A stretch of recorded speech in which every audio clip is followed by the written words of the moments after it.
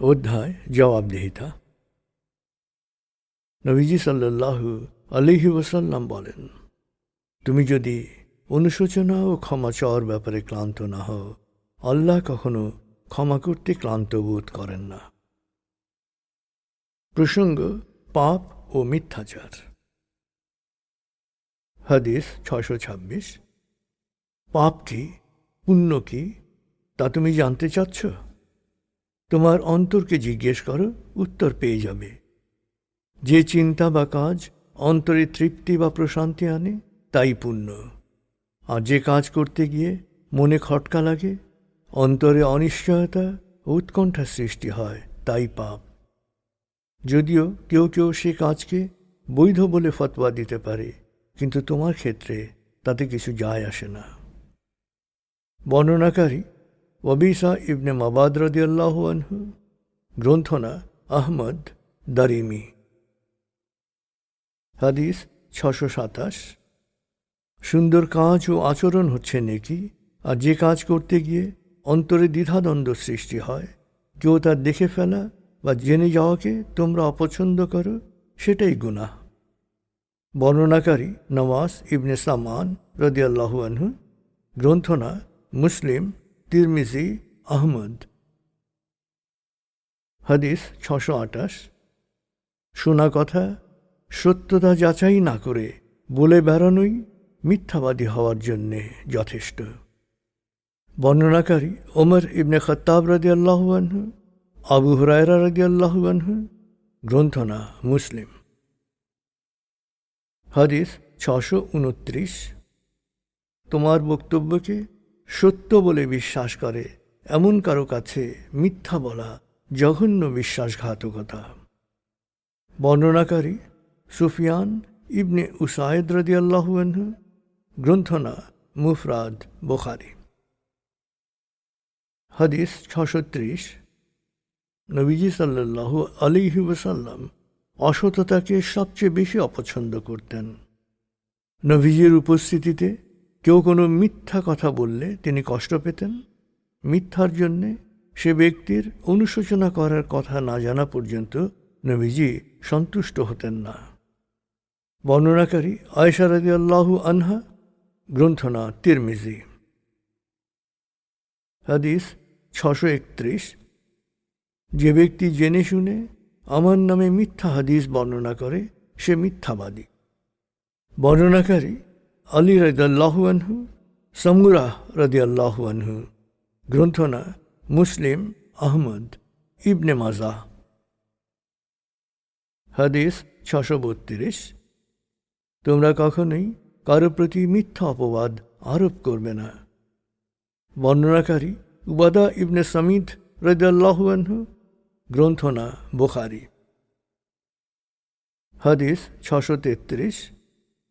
প্রত্যক্ষদর্শী না হয়েও প্রত্যক্ষদর্শীর মতো করে কোনো ঘটনার বর্ণনা দেয়া চরম মিথ্যাচার ছাড়া কিছু নয়। বর্ণনাকারী আবদুল্লাহ ইবনে ওমর রাদিয়াল্লাহু আনহু, গ্রন্থনা বুখারী। হাদিস 634। সাবধান, সন্দেহ করা থেকে দূরে থাকো। সন্দেহ পোষণ বা সন্দেহবশত কথা বলা জঘন্য মিথ্যাচার। অন্যের ছিদ্রান্বেষণ করো না। অন্যের দোষ ত্রুটি বের করার জন্যে গোয়েন্দাগিরি করো না। কারো ব্যাপারে ঘৃণা পোষণ করো না। কারো বিশ্বাস ভঙ্গ করো না। আল্লাহর বান্দা হয়ে পরস্পর ভাই ভাই হিসেবে বসবাস করো। বর্ণনাকারী আবু হুরায়রা রাদিয়াল্লাহু আনহু, গ্রন্থনা বুখারী, মুসলিম। হাদিস 635। যারা সৎ কাজের কথা বলে কিন্তু নিজেরা তা করে না, আর খারাপ কাজ করা থেকে অন্যদের বিরত থাকতে বলে কিন্তু নিজেরা সেই খারাপ কাজ করে, আখেরাতে তাদের শাস্তি হবে কঠিন। বর্ণনাকারী উসামা ইবনে যায়েদ রাদিয়াল্লাহু আনহু, গ্রন্থনা বুখারী, মুসলিম। হাদিস 636। 9টি কবিরা গুনাহ অর্থাৎ গুরুতর পাপ হচ্ছে: 1. আল্লাহর সাথে শরীক করা। 2. কাউকে খুন করা। 3. এতিমের ধন সম্পত্তি আত্মসাৎ করা। 4. জেহাদের ময়দান থেকে পালিয়ে যাওয়া, অর্থাৎ সত্য অনুসরণে প্রাণান্ত প্রয়াস না চালানো বা এক্ষেত্রে আলস্য। 5. সুদী লেনদেন করা। 6. পিতামাতার সাথে দুর্ব্যবহার করা। 7. কোনো নির্দোষ মহিলার নামে কুৎসা রটনা করা। 8. মসজিদে গুজব ছড়ানো। 9. মিথ্যা কথা বলা এবং মিথ্যা সাক্ষ্য দেয়া। বর্ণনাকারী আবদুল্লাহ ইবনে ওমর রাদিয়াল্লাহু আনহু, গ্রন্থনা বুখারী, মুসলিম। হাদিস 637। নিজের গুনাহর কথা বলে বাড়াবে না। কোনো দোষ বা গুনাহ করার পর এই গুনাহর কথা অন্য কাউকে বললে শ্রোতা তখন এটা সাক্ষী হয়ে যাবে। আল্লাহ যা গোপন রেখেছিলেন তা তুমি প্রকাশ করে ফেললে তখন আর ক্ষমা পাবে না। বর্ণনাকারী আবু হুরায়রা রাদিয়াল্লাহু আনহু, গ্রন্থনা বুখারী, মুসলিম। প্রসঙ্গ অহংকার। হাদিস 638। অহংকার হল আত্মগর্বের কারণে সত্যকে অস্বীকার করা, অন্যকে হেয় মনে করা। কারো অন্তরে অনুপরিমাণ অহংকার থাকলেও সে জান্নাতে প্রবেশ করতে পারবে না। বর্ণনাকারী আবদুল্লাহ ইবনে মাসউদ রাদিয়াল্লাহু আনহু, গ্রন্থনা মুসলিম। হাদিস 639। মূর্খ, উদ্ধত, অবাধ্য, অহংকারী, সীমালঙ্ঘনকারী জাহান্নামে প্রবেশ করবে। বর্ণনাকারী হারিসা ইবনে ওয়াহাব রাদিয়াল্লাহু আনহু, গ্রন্থনা বুখারী, মুসলিম। হাদিস 640। 3টি দোষ তোমার বিনাশ ঘটাবে। এই 3টি সর্ববিনাশী দোষ হচ্ছে: 1. প্রবৃত্তির অনুসরণ করা। 2. কৃপণতায় অভ্যস্ত হওয়া। 3. অহংকারে আক্রান্ত হওয়া। শেষটি সর্বগুণ বিনাশী। বর্ণনাকারী আবু হুরায়রা রাদিয়াল্লাহু আনহু, গ্রন্থনা বাইহাকী, মিশকাত। হাদিস 641। একরোখা ও বিতর্কে লিপ্ত মানুষকে আল্লাহ অত্যন্ত অপছন্দ করেন। বর্ণনাকারী আয়েশা রাদিয়াল্লাহু আনহা, গ্রন্থনা মুসলিম, আশকালানি। হাদিস 642। একজন প্রশ্ন করলেন, সুন্দর পোশাক ও সুন্দর জুতা পরা কি অহংকার? নবীজি সাল্লাল্লাহু আলাইহি ওয়াসাল্লাম বললেন, আল্লাহ নিজে সুন্দর এবং তিনি সৌন্দর্য পছন্দ করেন। অর্থাৎ সুন্দর পোশাক বা জুতো পরা অহংকার নয়। অহংকার হচ্ছে অন্যকে হেয় করা ও নিজেকে বড় মনে করার এক ভ্রান্ত দৃষ্টিভঙ্গি। বর্ণনাকারী আবদুল্লাহ ইবনে মাসউদ রাদিয়াল্লাহু আনহু, গ্রন্থনা মুসলিম। হাদিস 643। আল্লাহ মহাবিচার দিবসে 3 ধরনের মানুষের প্রতি সদয় হবেন না। 1. যারা অহংকার করে কাপড় ঝুলিয়ে মাটিতে লাগিয়ে চলে। 2. যারা উপকার করে খোঁটা দেয় বা বলে বেড়ায়। 3. যারা মিথ্যা শপথ করে নিম্নমানের পণ্য বিক্রি করে। বর্ণনাকারী আবু যর গিফারি রাদিয়াল্লাহু আনহু, গ্রন্থনা মুসলিম। হাদিস 644। আল্লাহর দৃষ্টিতে সবচেয়ে নিকৃষ্ট হচ্ছে সেই ব্যক্তি যে নিজেকে শাহিনশাহ বা রাজাধিরাজ উপাধিতে ভূষিত করে। বর্ণনাকারী আবু হুরায়রা রাদিয়াল্লাহু আনহু, গ্রন্থনা বুখারী, মুসলিম। হাদিস 645। কেউ যদি চায় যে অন্যেরা দাঁড়িয়ে তাকে সম্মান করুক, তাহলে সে যেন জাহান্নামে তার নিবাস অনুসন্ধান করে। বর্ণনাকারী মুআবিয়া রাদিয়াল্লাহু আনহু, গ্রন্থনা তিরমিজি, আবু দাউদ। হাদিস 646।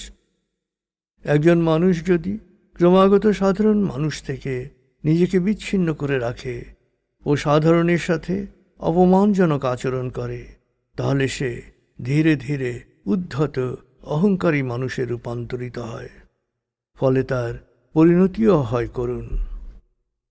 বর্ণনাকারী সালামা ইবনে আকওয়া রাদিয়াল্লাহু আনহু, গ্রন্থনা তিরমিজি। প্রসঙ্গ রাগ। হাদিস 647। রাগ ক্রোধ বহু পাপের অনুঘটক। বর্ণনাকারী হুমায়দ ইবনে আব্দুর রহমান রহমতুল্লাহ আলাইহি, গ্রন্থনা আহমদ। হাদিস 648। প্রতিপক্ষ কুস্তিগীরকে ধরে আছাড় দেয়াটা বীরত্ব নয়, নিজের রাগকে সংযত রাখাই প্রকৃত বীরত্ব। অর্থাৎ রেগে যেও না, রাগ সংবরণকারী প্রকৃত বীর। বর্ণনাকারী আবু হুরায়রা রাদিয়াল্লাহু আনহু, গ্রন্থনা বুখারী মুসলিম। হাদিস 649। ক্রুদ্ধ অবস্থায়ও যে নিজেকে ভালোভাবে নিয়ন্ত্রণ করতে পারে সেই সত্যিকারের শক্তিমান। বর্ণনাকারী আবদুল্লাহ ইবনে মাসউদ রাদিয়াল্লাহু আনহু, গ্রন্থনা বুখারী মুসলিম। হাদিস 650। তোমরা কখনো রেগে গেলে দাঁড়ানো থাকলে বসে পড়ো, এতে রাগ চলে না গেলে শুয়ে পড়ো। বর্ণনাকারী আবু যার গিফারি রাদিয়াল্লাহু আনহু, গ্রন্থনা আবু দাউদ, আহমদ, তিরমিজি। হাদিস 651। রেগে গেলে সেই সময়ের জন্যে চুপ থাকো। বর্ণনাকারী আবদুল্লাহ ইবনে আব্বাস রাদিয়াল্লাহু আনহু, গ্রন্থনা আহমদ মুফরাদ। হাদিস 652। রেগে গেলে অজু করবে, রাগ কমে যাবে। বর্ণনাকারী আতিয়া রাদিয়াল্লাহু আনহা, গ্রন্থনা আবু দাউদ। হাদিস 653। উত্তেজনা বা রাগকে দমন করার জন্য দোয়া করো, আমি বিতাড়িত শয়তান থেকে আল্লাহর আশ্রয় প্রার্থনা করছি। আউযু বিল্লাহি মিনাশ শাইতানির রাজিম। রাগ প্রশমিত হবে। বর্ণনাকারী সুলাইমান ইবনে সুরাদ রাদিয়াল্লাহু আনহু, গ্রন্থনা বুখারী মুসলিম। হাদিস 654। নিজের রাগ হজম করাই সবচেয়ে বড় সংযম। বর্ণনাকারী আবদুল্লাহ ইবনে ওমর রাদিয়াল্লাহু আনহু, গ্রন্থনা ইবনে মাজা। হাদিস 655। নিজের রাগকে নিয়ন্ত্রণে রাখো, আল্লাহর রাগ থেকে তুমি সুরক্ষিত থাকবে। বর্ণনাকারী আবদুল্লাহ ইবনে আমর রাদিয়াল্লাহু আনহু, গ্রন্থনা আহমদ। হাদিস 656। রাগান্বিত অবস্থায় কখনো কোনো বিচারের রায় দেবে না। বর্ণনাকারী আবু বকর রাদিয়াল্লাহু আনহু, গ্রন্থনা তিরমিজি। হাদিস 657।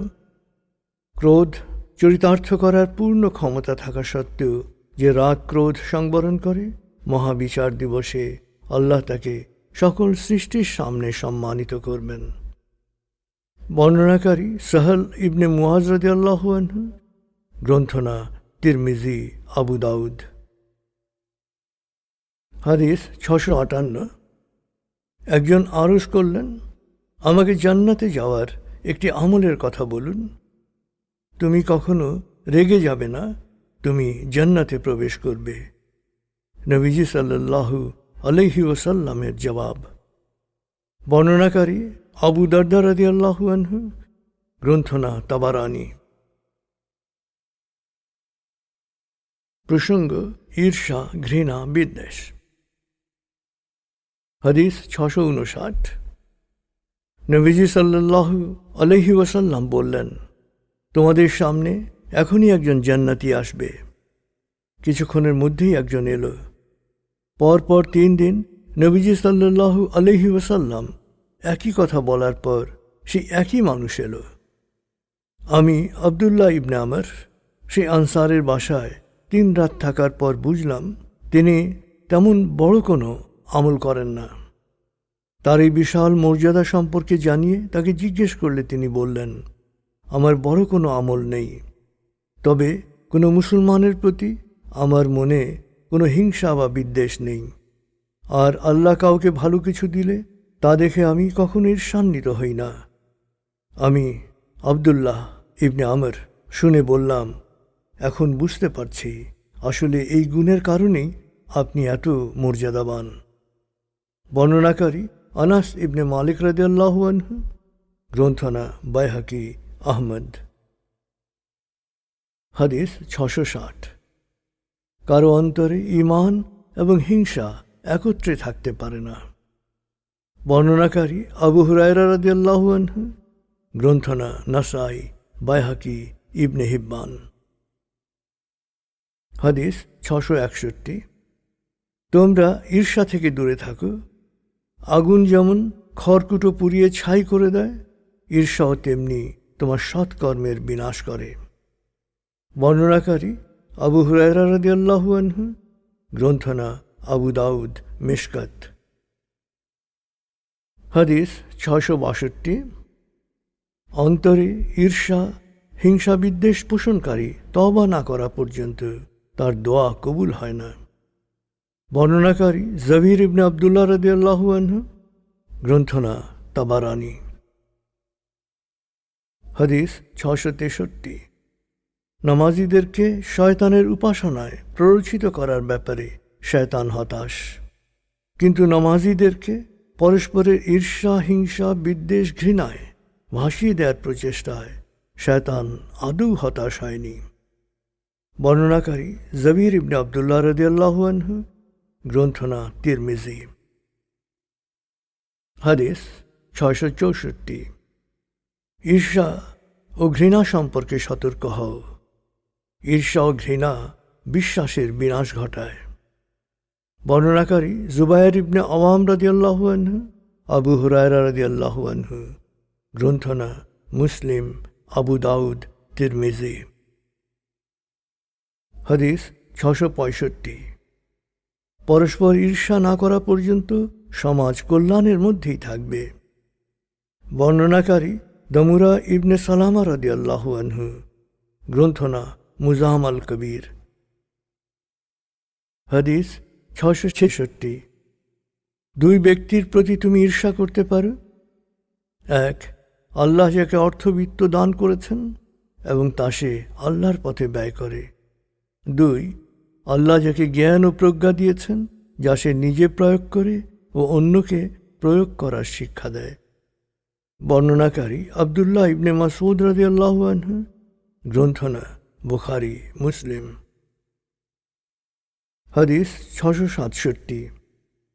তোমার মনে কখনো কারো প্রতি কোনো বিদ্বেষ বা অমঙ্গল চিন্তা থাকবে না। এটাই আমার সুন্নাত। যে আমার সুন্নাতকে ভালোবাসলো সে আমাকে ভালোবাসলো, আর যে আমাকে ভালোবাসলো জান্নাতে সে আমার সাথে থাকবে। বর্ণনাকারী আনাস ইবনে মালিক রাদিয়াল্লাহু আনহু, গ্রন্থনা তিরমিজি। প্রসঙ্গ ছিদ্রান্বেষণ। হাদিস 668।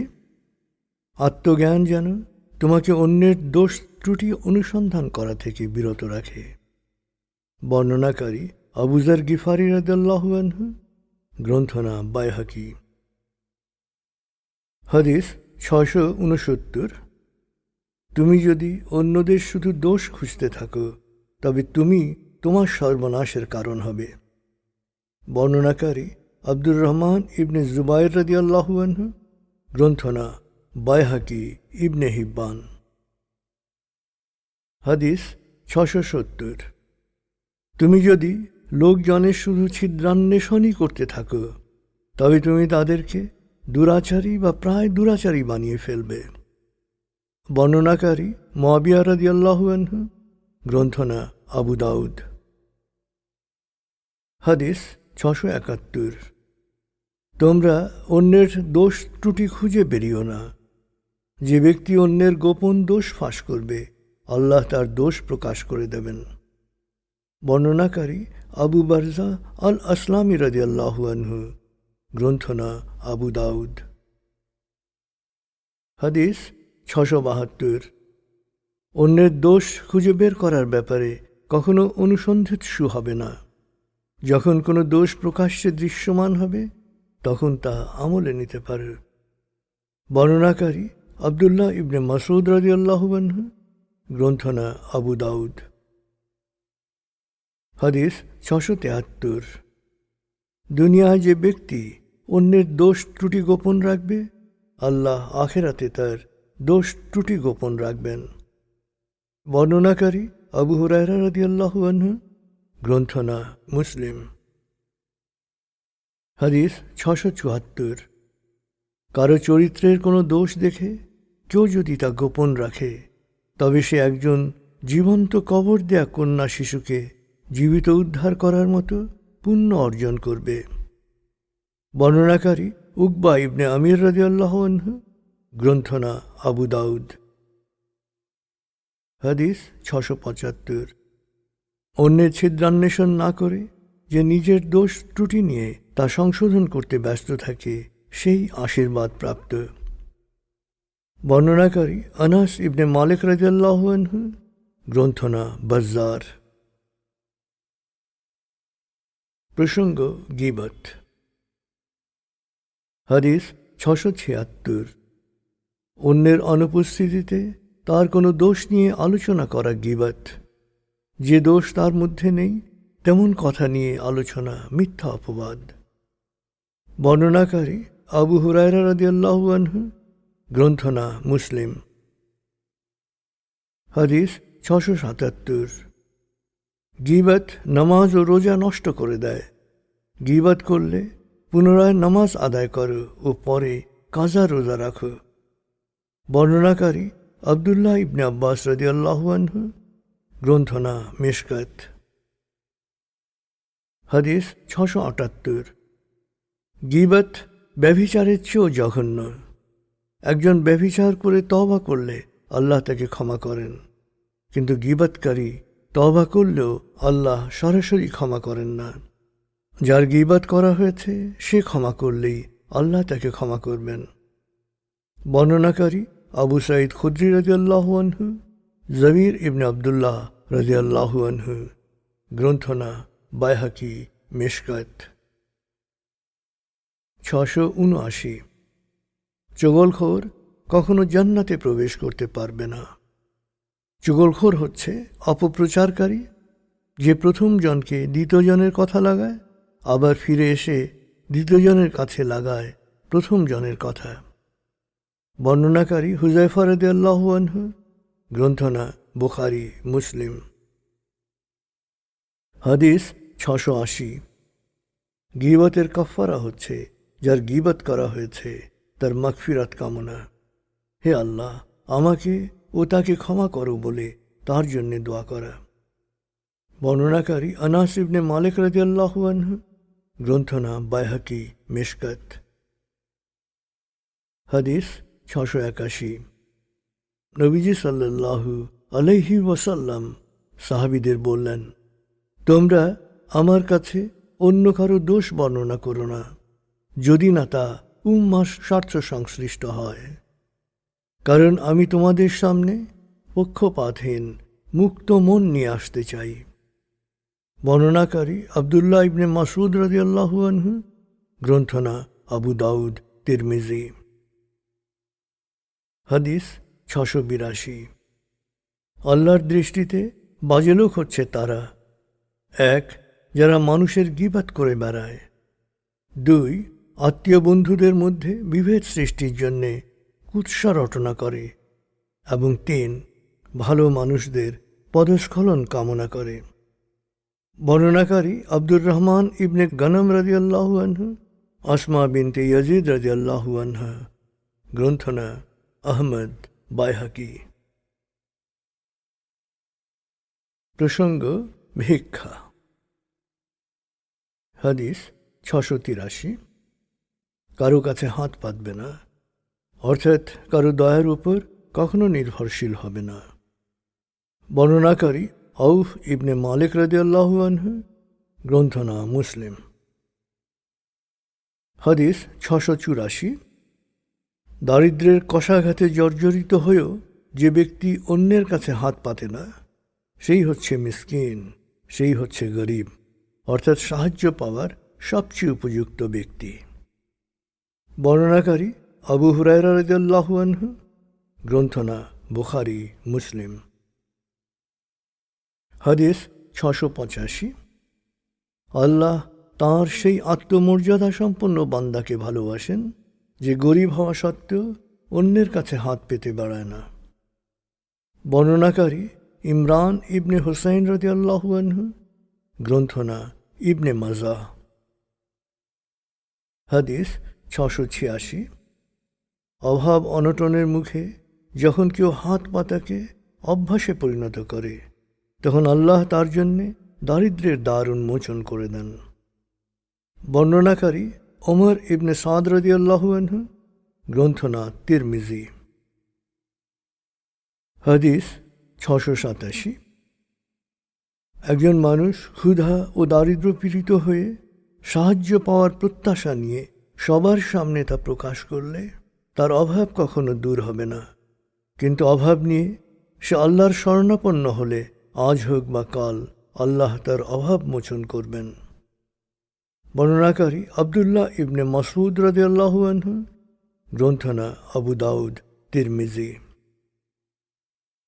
হাদিস 688। 3 ধরনের মানুষ ছাড়া ভিক্ষা করা বৈধ নয়। 1, ঋণগ্রস্ত ব্যক্তি, সে ঋণ পরিশোধ পরিমাণ অর্থ চাইতে পারে, এর অতিরিক্ত নয়। 2, প্রাকৃতিক দুর্যোগে যার জীবনোপকরণ সংগ্রহের উপায় নষ্ট হয়ে গেছে, তার দারিদ্র্য দূর না হওয়া পর্যন্ত। 3, ক্ষুধা ও অভাব অনটনে জর্জরিত ব্যক্তির দারিদ্র্য বিমোচন না হওয়া পর্যন্ত। বর্ণনাকারী কবিসা ইবনে মুখারিক রাদিয়াল্লাহু আনহু, গ্রন্থনা মুসলিম। হাদিস 689। যে ভিক্ষার পথ ধরে সে নিজের জন্যে দারিদ্র্যের দরজা উন্মুক্ত করে। বর্ণনাকারী আবু কাবসা রাদিয়াল্লাহু আনহু, গ্রন্থনা তিরমিজি। হাদিস 690। যে ব্যক্তি অর্থ বিত্ত বৃদ্ধির উদ্দেশ্যে ভিক্ষা করে সে বস্তুত অগ্নিপিণ্ড ভিক্ষা করে, তা সে মাঝে মাঝে করুক বা নিয়মিত করুক। বর্ণনাকারী আবু হুরায়রা রাদিয়াল্লাহু আনহু, গ্রন্থনা মুসলিম। হাদিস 691। যে ক্রমাগত ভিক্ষা বা সাহায্য চেয়ে বেড়ায়, মহাবিচার দিবসে মুখমণ্ডলে কোনো মাংস ছাড়াই সে আল্লাহর সামনে হাজির হবে। বর্ণনাকারী আবদুল্লাহ ইবনে ওমর রাদিয়াল্লাহু আনহু, গ্রন্থনা বুখারী, মুসলিম। হাদিস 692। ভিক্ষা করে বা অপরের কাছে চেয়ে একজন মানুষ তার মুখমণ্ডলকেই আহত করে। তবে প্রশাসন বা কর্তৃপক্ষের কাছে চাওয়া বা কোনো জরুরি জিনিস বা অত্যাবশ্যকীয় জিনিস চাওয়া দোষের কিছু নয়। বর্ণনাকারী সামুরা ইবনে জুনদুব রাদিয়াল্লাহু আনহু, গ্রন্থনা তিরমিজি। হাদিস 693। একদিন এক ব্যক্তি নবীজি সাল্লাল্লাহু আলাইহি ওয়াসাল্লামের কাছে এসে ভিক্ষা চাইল। নবীজি সাল্লাল্লাহু আলাইহি সাল্লাম তাকে জিজ্ঞেস করলেন, তোমার ঘরে কি কিছুই নেই? ঘরে আমার একটি কম দামি কম্বল আছে, যার একাংশ বিছাই আর অপর অংশ গায়ে দিই, আর আছে একটি কাঠের পেয়ালা যা দিয়ে আমি পানি পান করি। লোকটির জবাব। তিনি বললেন, কম্বল ও বাটি আমার কাছে নিয়ে আসো। লোকটি কম্বল বাটি নিয়ে এলে নবীজি সাল্লাল্লাহু আলাইহি ওয়াসাল্লাম 2 দিরহামে বিক্রি করে সে অর্থ লোকটির হাতে দিয়ে বললেন, যাও 1 দিরহাম দিয়ে খাবার কিনে পরিবারকে দাও এবং আরেক দিরহাম দিয়ে একটি কুড়াল কিনে আমার কাছে নিয়ে আসো। সে কুড়াল কিনে নিয়ে এলো। নবীজি সাল্লাল্লাহু আলাইহি সাল্লাম নিজে তাতে কাঠের বাঁট লাগিয়ে তার হাতে তুলে দিয়ে বললেন, যাও মেহনত করো, জঙ্গলে গিয়ে কাঠ কাটো ও বিক্রি করো, 15 দিন আর এদিকে আসবে না। সে কাঠ কাটতে শুরু করল। 15 দিন পর যখন সে এলো তখন সে 10 দিরহামের মালিক। নবীজি সাল্লাল্লাহু আলাইহি ওয়াসাল্লাম তখন বললেন, মেহনত ভিক্ষার চেয়ে অনেক উত্তম। ভিক্ষা মহাবিচার দিবসে ভিক্ষাকারীর চেহারাকে কলঙ্কিত করবে। বর্ণনাকারী আনাস ইবনে মালিক রাদিয়াল্লাহু আনহু, গ্রন্থনা আবু দাউদ ইবনে মাজাহ। হাদিস 694। ভিক্ষা করে খাবার সংগ্রহের চেয়ে যে কোনো মেহনতের কাজ করে খাবার কেনা অনেক উত্তম। মেহনতকারীর চেহারা আল্লাহর আযাব থেকে বাঁচবে। বর্ণনাকারী আবু হুরায়রা রাদিয়াল্লাহু আনহু। গ্রন্থনা বুখারী মুসলিম। হাদিস 695। যে কেউ আমার কাছে অঙ্গীকার করবে যে কারো কাছে হাত পাতবে না, আমি তাকে জান্নাতের নিশ্চয়তা দেব। বর্ণনাকারী সাওবান রাদিয়াল্লাহু আনহু। গ্রন্থনা আবু দাউদ। প্রসঙ্গ আত্মসাৎ ও ঘুষ। হাদিস 696। খায়বরের যুদ্ধের দিন একদল সাহাবী যুদ্ধে যারা শহীদ হয়েছেন এক এক করে তাদের নাম বলছিলেন। হঠাৎ তারা কিরকিরা নামক একজনের লাশ দেখতে পেয়ে বলে উঠলেন, সেও শহীদ হয়েছে। নবীজি সাল্লাল্লাহু আলাইহি ওয়াসাল্লাম বললেন, কখনো নয়। আমি একটু আগেই তাকে একটি চাদর আত্মসাৎ করার দায়ে জাহান্নামে দেখেছি। পরে অনুসন্ধান করে তার জিনিসপত্রের মধ্যে চাদরটি পাওয়া গেল। বর্ণনাকারী ওমর ইবনে খাত্তাব রাদিয়াল্লাহু আনহু। গ্রন্থনা মুসলিম। হাদিস 697। জনপ্রশাসনের কোনো পদে কেউ নিযুক্ত হলে তাকে তার এখতিয়ারে সংগৃহীত ছোট বড় সব কিছুরই হিসাব দিতে হবে। ব্যক্তিগতভাবে তা থেকে সে শুধু অনুমোদিত পরিমাণই গ্রহণ করতে পারবে। যা নেয়া থেকে তাকে বারণ করা হবে তা কখনোই নেবে না। যদি নেয় তবে সে আমানতের খেয়ানতকারী হিসেবে গণ্য হবে। বর্ণনাকারী আদি ইবনে উমাইরা রাদিয়াল্লাহু আনহু। গ্রন্থনা মুসলিম আবু দাউদ। হাদিস 698। মিথ্যুক, অঙ্গীকার ভঙ্গকারী, বিশ্বাস ভঙ্গকারী ও আমানতের খেয়ানতকারী কখনই আমার অনুসারী হতে পারে না। বর্ণনাকারী আবু হুরায়রা রাদিয়াল্লাহু আনহু। গ্রন্থনা বুখারী। হাদিস 699। কেউ যদি মিথ্যা শপথের মাধ্যমে কারো সম্পত্তি বা তুচ্ছ কিছু আত্মসাৎ করে তবে তার জন্যে জান্নাত হারাম হয়ে যাবে, জাহান্নামের আগুনই হবে তার নিয়তি। বর্ণনাকারী আবু উমামা আয়াস ইবনে সালাবা রাদিয়াল্লাহু আনহু। গ্রন্থনা মুসলিম। হাদিস 700।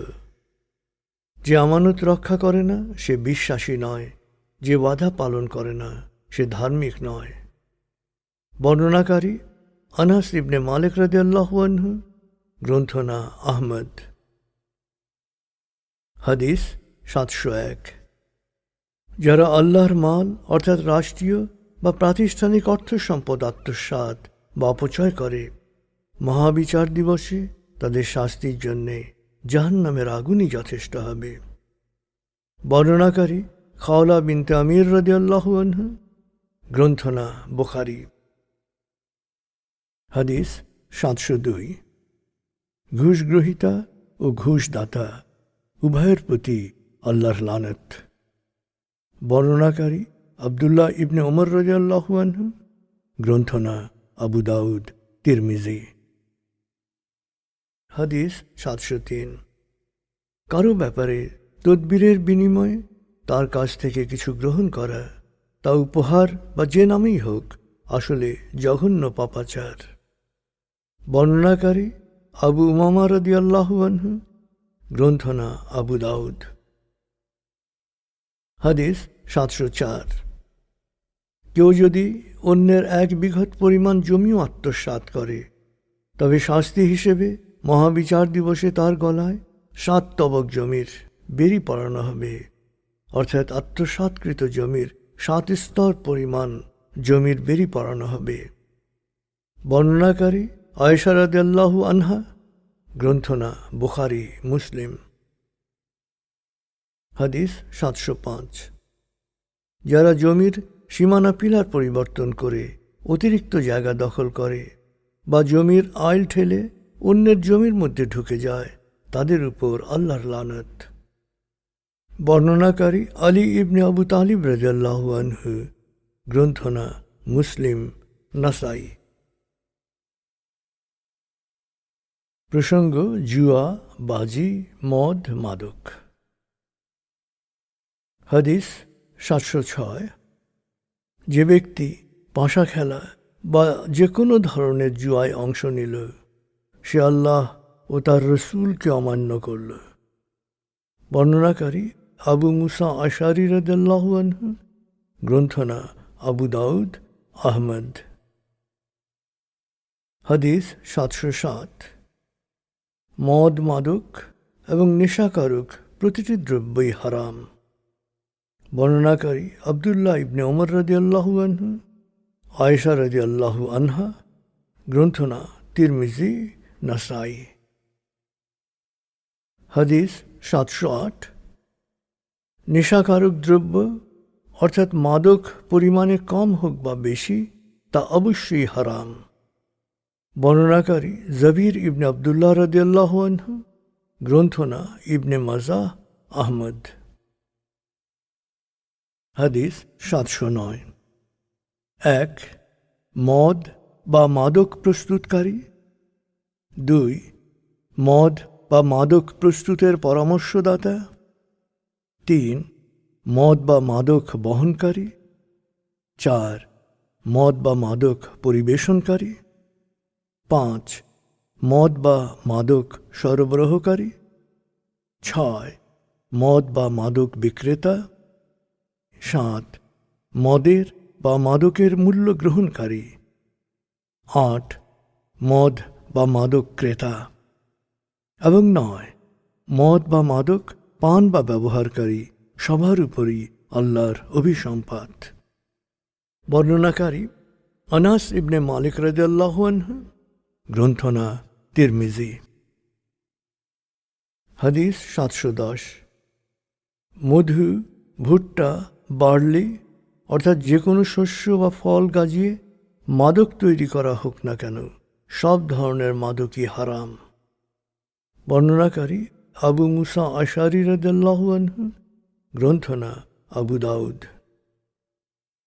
হাদিস 711। যে ব্যক্তি মদ বা মাদক গ্রহণ করবে 40 দিন পর্যন্ত তার নামাজ কবুল হবে না, অবশ্য তওবা করলে ভিন্ন কথা। বর্ণনাকারী আবদুল্লাহ ইবনে ওমর রাদিয়াল্লাহু আনহু। গ্রন্থনা তিরমিজি। হাদিস 712। কখনো মদ পান ও মাদক গ্রহণ করবে না। মদ ও মাদক সকল অশ্লীলতার উৎস।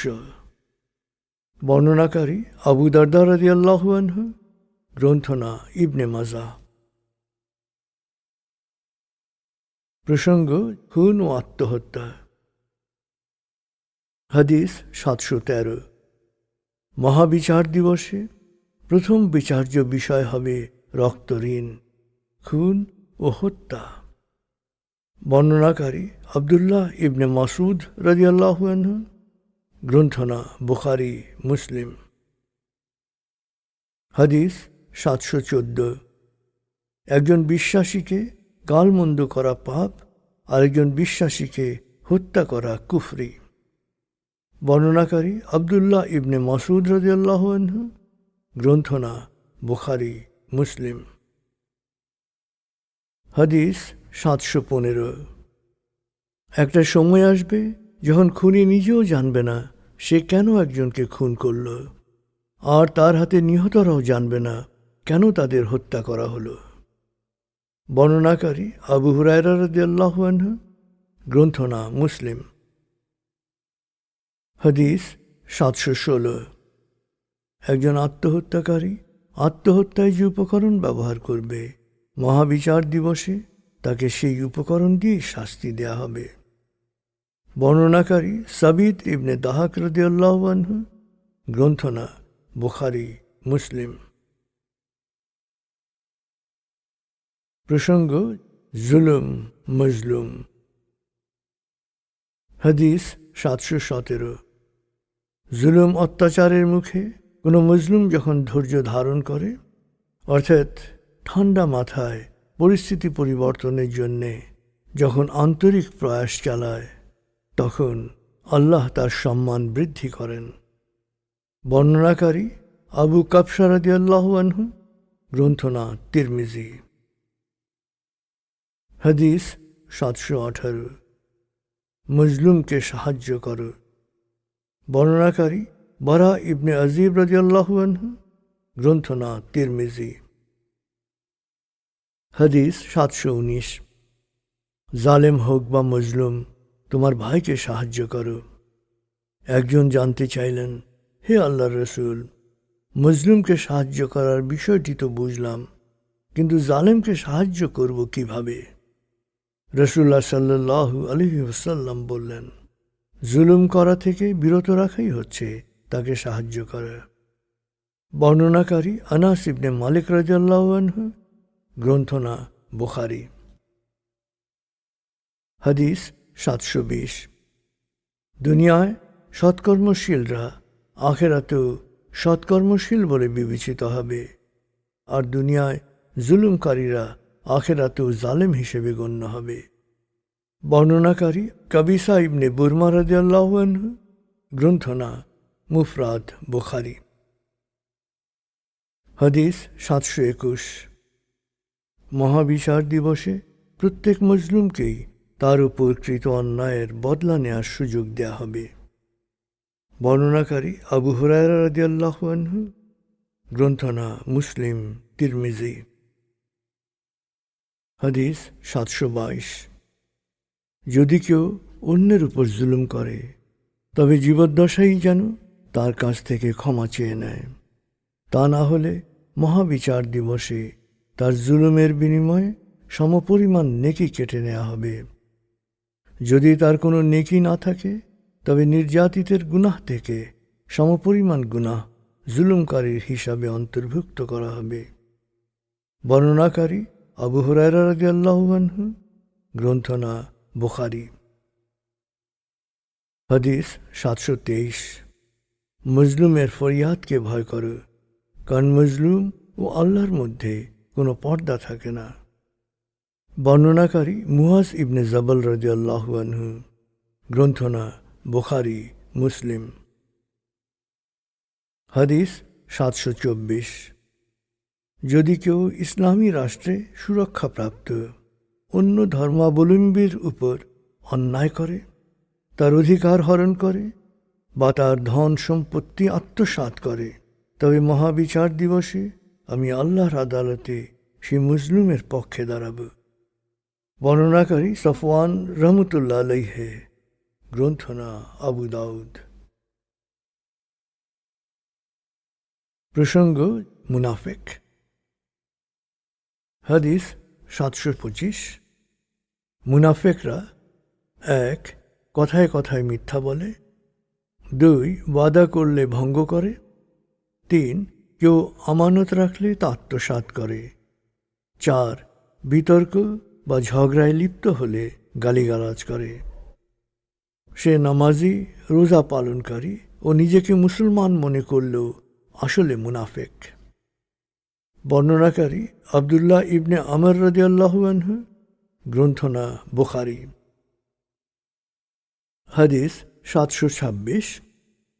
মুনাফিকের উপমা হচ্ছে এমন এক ভেড়া যা 2 পালের মধ্যে দোদুল্যমান অবস্থায় থাকে, কখনো এই পালে কখনো ওই পালের সাথে মেশে।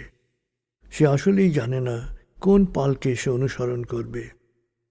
বর্ণনাকারী আব্দুল্লাহ ইবনে ওমর রাদিয়াল্লাহু আনহু, গ্রন্থনা নাসাই। হাদিস 727। শুদ্ধাচার ও ধর্মীয় জ্ঞান, এই 2টি গুণ কখনো একজন মুনাফিকের মধ্যে একসাথে পাওয়া যাবে না। বর্ণনাকারী আবু হুরায়রা রাদিয়াল্লাহু আনহু, গ্রন্থনা তিরমিজি। প্রসঙ্গ অনুশোচনা ও ক্ষমা। হাদিস 728। যে ব্যক্তি সদা সর্বদা আস্তাগফিরুল্লাহ, ক্ষমা করো আল্লাহ বলে আল্লাহর কাছে গুনাহ মাফ চাইতে থাকে, আল্লাহ তার কঠিন বিপদকে সহজ করে দেন। তাকে প্রতিটি দুশ্চিন্তা থেকে মুক্ত করেন, অভাবনীয় উৎস থেকে তার রিজিকের ব্যবস্থা করে দেন। বর্ণনাকারী আব্দুল্লাহ ইবনে আব্বাস রাদিয়াল্লাহু আনহু, গ্রন্থনা আবু দাউদ। হাদিস 729। মরুভূমিতে একজন মুসাফির তার হারানো উট ফিরে পেলে যেরকম আনন্দিত হয়, আল্লাহ সেরকম আনন্দিত হন যখন কোনো পাপী অনুশোচনা করে তাঁর কাছে ফিরে আসে। বর্ণনাকারী আনাস ইবনে মালিক রাদিয়াল্লাহু আনহু, গ্রন্থনা বুখারী মুসলিম। হাদিস 730। কোনো মানুষ পাপ করে অনুতপ্ত হলে আল্লাহ তাকে ক্ষমা করে দেন, আবারও পাপ করে অনুতপ্ত হয়ে ক্ষমা চাইলে তাকে ক্ষমা করে দেন, আবারও যদি পাপ করে ক্ষমা প্রার্থনা করে তখনও ক্ষমা করে দেন।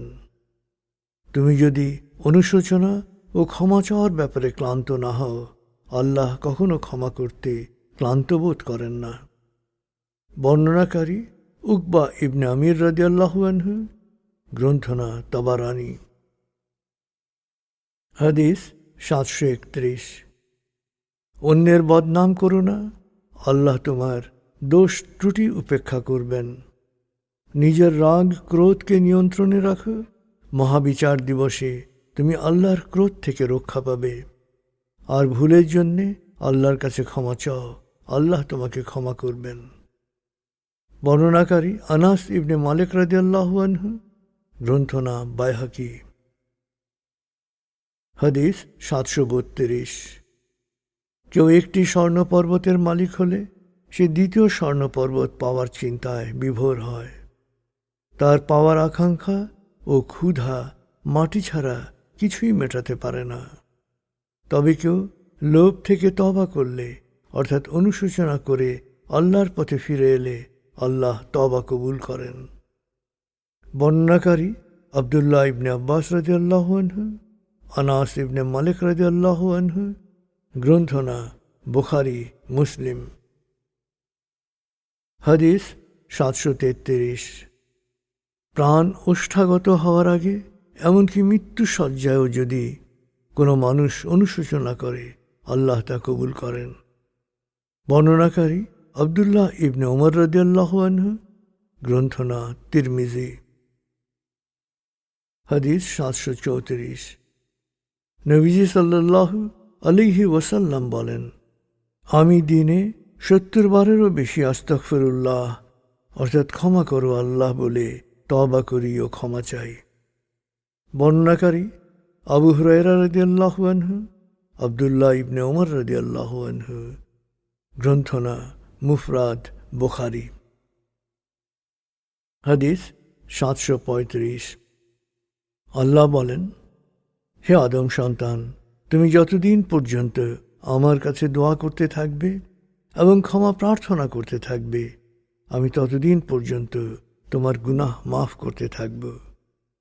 তোমার গুনাহ যদি আকাশচুম্বীয় হয় আর তুমি যদি আমার কাছে ক্ষমা প্রার্থনা করো, তাহলেও আমি তোমাকে ক্ষমা করে দেব। আমার সাথে শরীক না করে তুমি যত গুনাহ করো না কেন, আমি ক্ষমা করে দেব। বর্ণনাকারী আনাস ইবনে মালিক রাদিয়াল্লাহু আনহু, গ্রন্থনা তিরমিজি। হাদিস 736।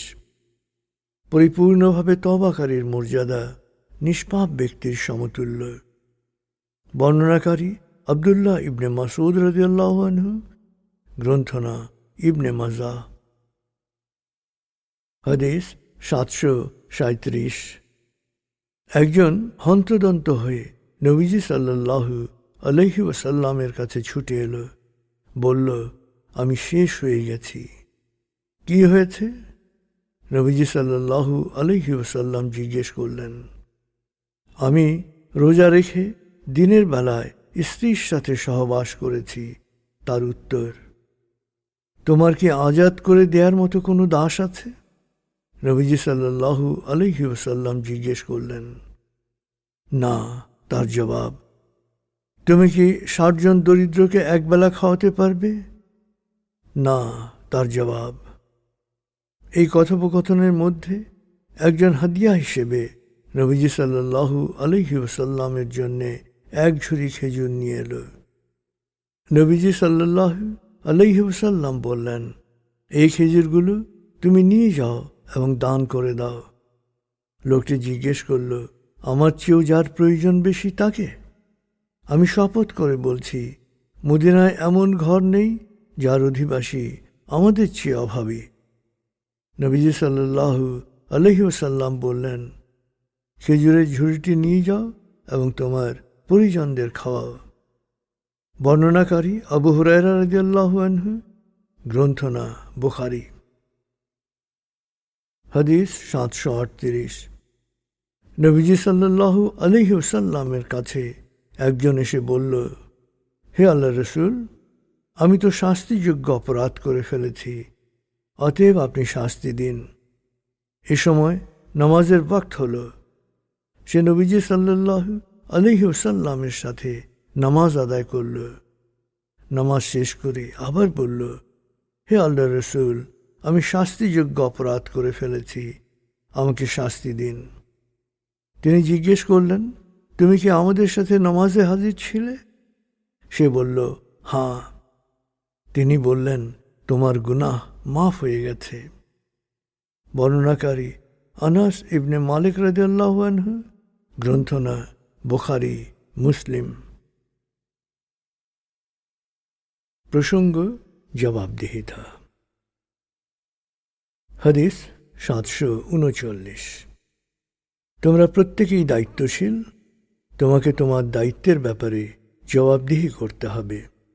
নেতাকে তার অধীনস্থের ব্যাপারে জবাবদিহি করতে হবে, পরিবার প্রধানকে পরিবারের ব্যাপারে জবাবদিহি করতে হবে, স্ত্রীকে তার স্বামীর সংসারের রক্ষণাবেক্ষণ সম্পর্কে জবাবদিহি করতে হবে।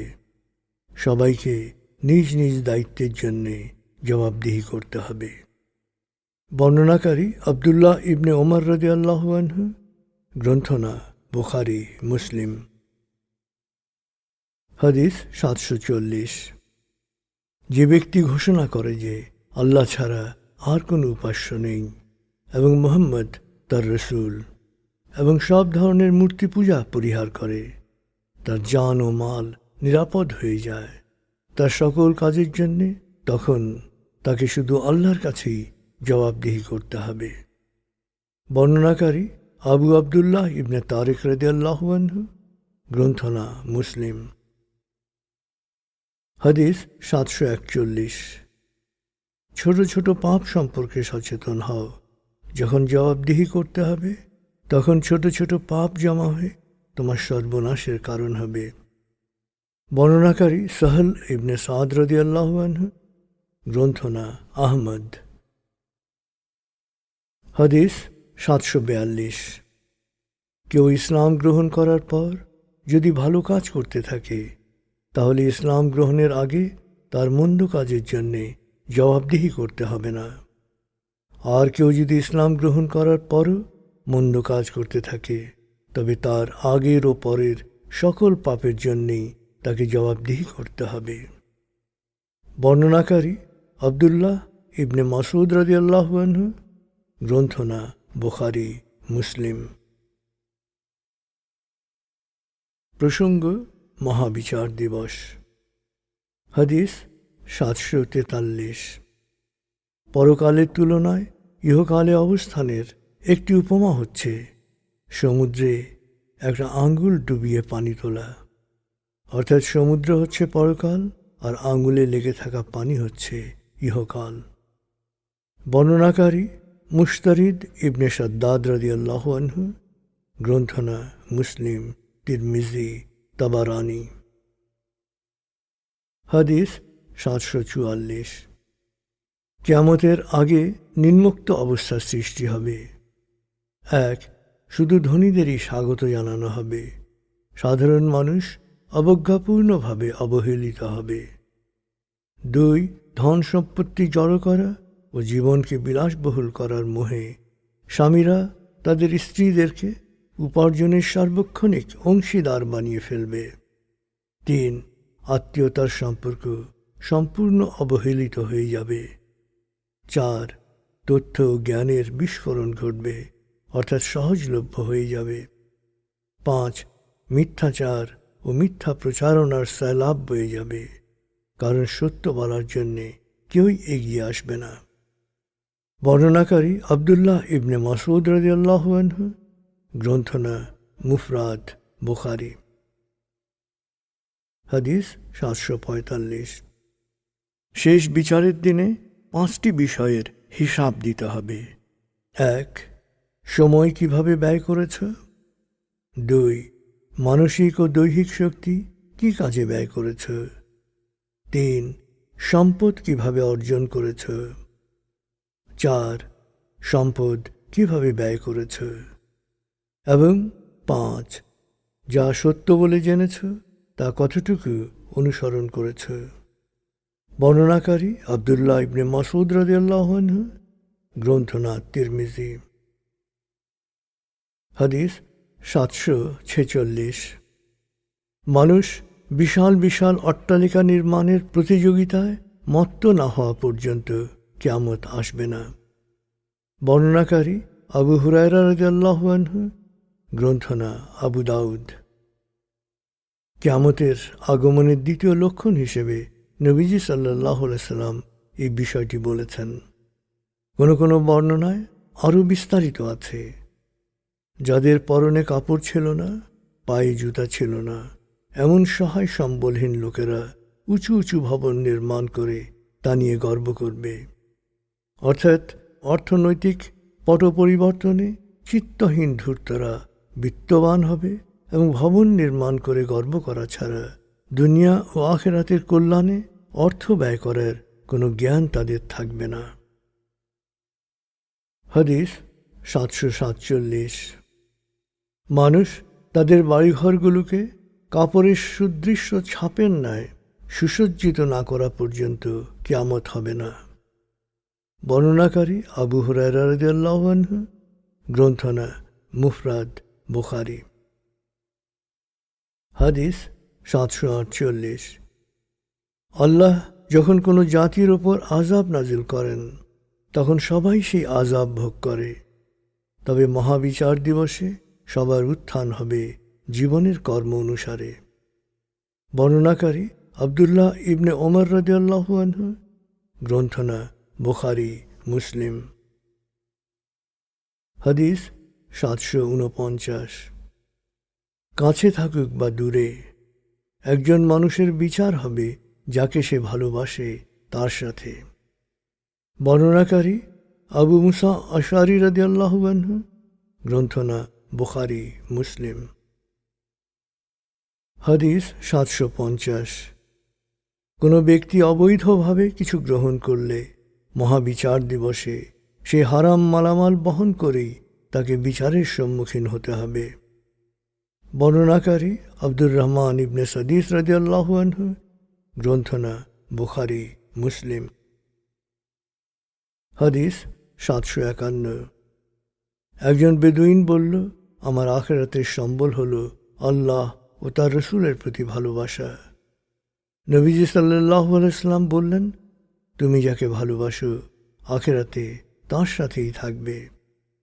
বর্ণনাকারী আনাস ইবনে মালিক রাদিয়াল্লাহু আনহু, গ্রন্থনা বুখারী মুসলিম। হাদিস 752। শুধু আল্লাহর সন্তুষ্টির জন্যে যারা পরস্পরকে ভালোবাসবে মহাবিচার দিবসে তাদের মর্যাদা দেখে নবী ও শহীদরাও বিস্মিত হবেন। নবী ও শহীদ না হওয়া সত্ত্বেও তাদের এই মর্যাদার কারণ হচ্ছে তাদের মধ্যে কোনো আত্মীয়তার সম্পর্ক বা আর্থিক বা ব্যবসায়িক লেনদেন না থাকলেও শুধু আল্লাহর জন্যই তারা পরস্পরকে ভালোবেসেছে, অর্থাৎ সংঘবদ্ধ থেকেছে।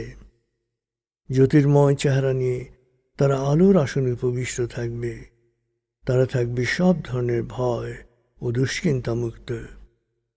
বর্ণনাকারী মুআজ রাদিয়াল্লাহু আনহু, আমর রাদিয়াল্লাহু আনহু, গ্রন্থনা আবু দাউদ, তিরমিজি, মেশকাত। হাদিস 753। মহাবিচার দিবসে আল্লাহ তার ছায়ায় 7 ধরনের মানুষকে আশ্রয় দেবেন। 1. ন্যায়পরায়ণ শাসক বা নেতা। 2. আল্লাহর ইবাদতে মশগুল যুবক। 3. মসজিদের সাথে একাত্ম হৃদয়। 4. যারা আল্লাহর সন্তুষ্টির জন্যই বন্ধুত্ব করে বা বন্ধুত্ব ছিন্ন করে। 5. রূপসী নারীর প্রলোভন উপেক্ষাকারী যুবক। 6. আল্লাহর সন্তুষ্টির জন্যে যে গোপনে দান করে। 7. নির্জনে আল্লাহর স্মরণে অশ্রু বিসর্জনকারী। বর্ণনাকারী আবু হুরায়রা রাদিয়াল্লাহু আনহু। গ্রন্থনা বুখারী, মুসলিম। হাদিস 754। মহাবিচার দিবসে বৃদ্ধ পরকীয়াকারী বা ব্যভিচারী এবং মিথ্যাবাদী শাসকের জন্য রয়েছে কঠোর শাস্তি। বর্ণনাকারী আবু হুরায়রা রাদিয়াল্লাহু আনহু। গ্রন্থনা মুসলিম। হাদিস 755। মহাবিচার দিবসে আল্লাহ 3 ধরনের মানুষের পাপ মোচন করবেন না, নিদারুণ শাস্তি অপেক্ষা করবে তাদের জন্যে। 1. পর্যাপ্ত পানি থাকা সত্ত্বেও যে তৃষিতকে পানি দিতে অস্বীকার করে। 2. যে বিক্রেতা পণ্যের দাম সম্পর্কে আল্লাহর নামে মিথ্যা শপথ করে ক্রেতাকে ঠকায়। 3. ইমাম বা নেতার কাছে যে বায়াত করে পার্থিব লাভালাভের জন্যে। পার্থিব লাভ হলে আনুগত্য বহাল রাখে, আর তা না হলে আনুগত্য ত্যাগ করে। বর্ণনাকারী আবু হুরায়রা রাদিয়াল্লাহু আনহু। গ্রন্থনা বুখারী, মুসলিম। হাদিস 756। মহাবিচার দিবসে 3 ধরনের মানুষ আল্লাহর কঠোর অভিশংসনের সম্মুখীন হবে। 1. যারা আল্লাহর নামে শপথ করে তা ভঙ্গ করবে। 2. যারা অর্থের লোভে মুক্ত মানুষকে দাস হিসেবে বিক্রি করবে। 3. যারা শ্রমিকের কাছ থেকে পুরো কাজ আদায় করেও তাকে ন্যায্য মজুরি থেকে বঞ্চিত করবে। বর্ণনাকারী আবু হুরায়রা রাদিয়াল্লাহু আনহু। গ্রন্থনা বুখারী। হাদিস 757। মহাবিচার দিবসে সবাইকে খালি পা, নগ্ন দেহ ও খতনাবিহীন অবস্থায় সমবেত করা হবে। সেদিনের অবস্থা এত উদ্বেগজনক ও ভয়াবহ হবে যে কেউ কারো দিকে তাকানোরও ফুরসত পাবে না। বর্ণনাকারী আয়েশা রাদিয়াল্লাহু আনহা। গ্রন্থনা বুখারী, মুসলিম। হাদিস 758। একদিন নবীজি সাল্লাল্লাহু আলাইহি ওয়াসাল্লাম সমবেতদের উপদেশ দিচ্ছিলেন। উপদেশের এক পর্যায়ে তিনি আবেগ আপ্লুত হয়ে বললেন, মহাবিচার দিবসের ভয়াবহ অবস্থা সম্পর্কে আমি যা জানি, তোমরা যদি তা জানতে তাহলে হাসতে খুবই কম, কাঁদতে অনেক বেশি। একথা শোনার পর সাহাবীরা কাপড়ে মুখ ঢেকে ডুকরে কাঁদতে লাগলেন। বর্ণনাকারী আনাস ইবনে মালিক রাদিয়াল্লাহু আনহু। গ্রন্থনা বুখারী, মুসলিম। হাদিস 759।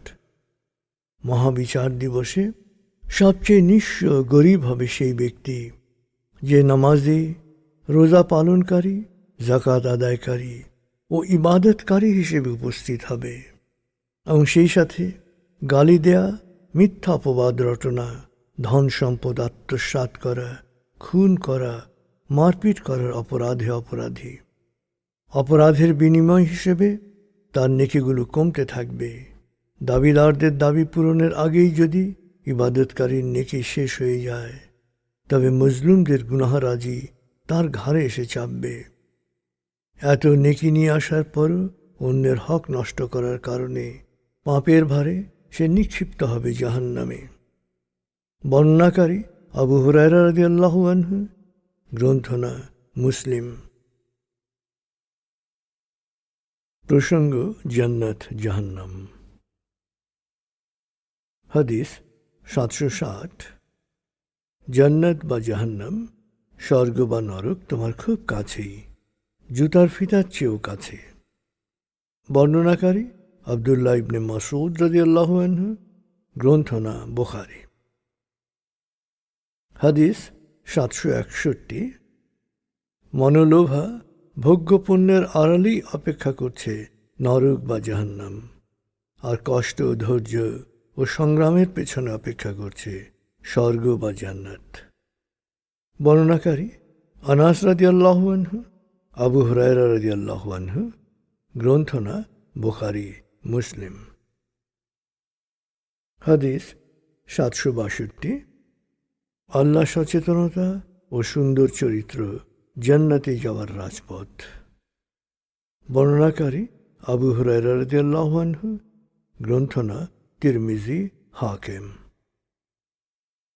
হাদিস 763। জাহান্নামের আগুন কখনো দুই জোড়া চোখকে স্পর্শ করতে পারবে না। এক, আল্লাহর কাছে জবাবদিহিতার ভয়ে যে চোখে অশ্রু ঝরে। দুই, আল্লাহর পথে জেহাদের ময়দানে যে চোখ রাত জেগে পাহারা দেয়। বর্ণনাকারী আবদুল্লাহ ইবনে আব্বাস রাদিয়াল্লাহু আনহু। গ্রন্থনা তিরমিজি। হাদিস 764। তিন শ্রেণীর মানুষ জান্নাতে যাবে। এক, ন্যায়পরায়ণ শাসক, যে তার সাধ্যমতো কল্যাণ কাজ করে। দুই, হৃদয়বান মানুষ, যার সমমর্মিতার ছোঁয়া পায় আত্মীয় থেকে শুরু করে চারপাশের সবাই। তিন, এমন ধর্মপরায়ণ মানুষ, সংসারী হয়েও যে সংযমী। বর্ণনাকারী আয়াজ ইবনে হিমার রাদিয়াল্লাহু আনহু। গ্রন্থনা মুসলিম। হাদিস 765।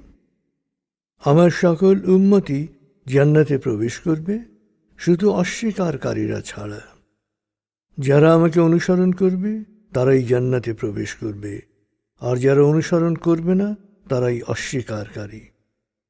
বর্ণনাকারী আবু হুরায়রা রাদিয়াল্লাহু আনহু। গ্রন্থনা বুখারী। হাদিস 766।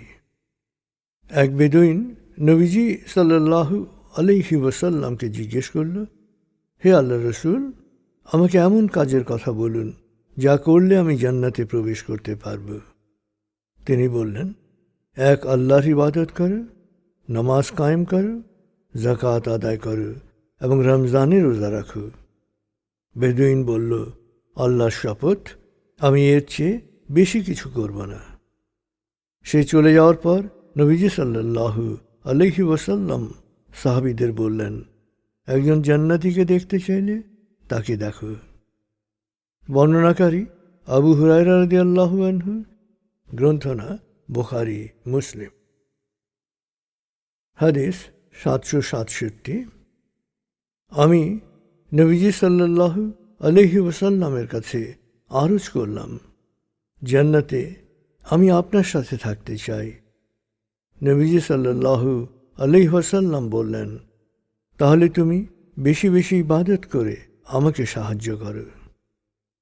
বর্ণনাকারী রাবিয়া ইবনে কাব রাদিয়াল্লাহু আনহু। গ্রন্থনা মুসলিম। হাদিস 768। যে ব্যক্তি একাগ্র বিশ্বাসের সাথে সাক্ষ্য দেবে যে আল্লাহ ছাড়া কোনো উপাস্য নেই এবং মুহাম্মদ তার রসুল, আল্লাহ তার জন্যে জাহান্নামের আগুন হারাম করে দেবেন। বর্ণনাকারী ইতবান ইবনে মালিক রাদিয়াল্লাহু আনহু। গ্রন্থনা বুখারী, মুসলিম।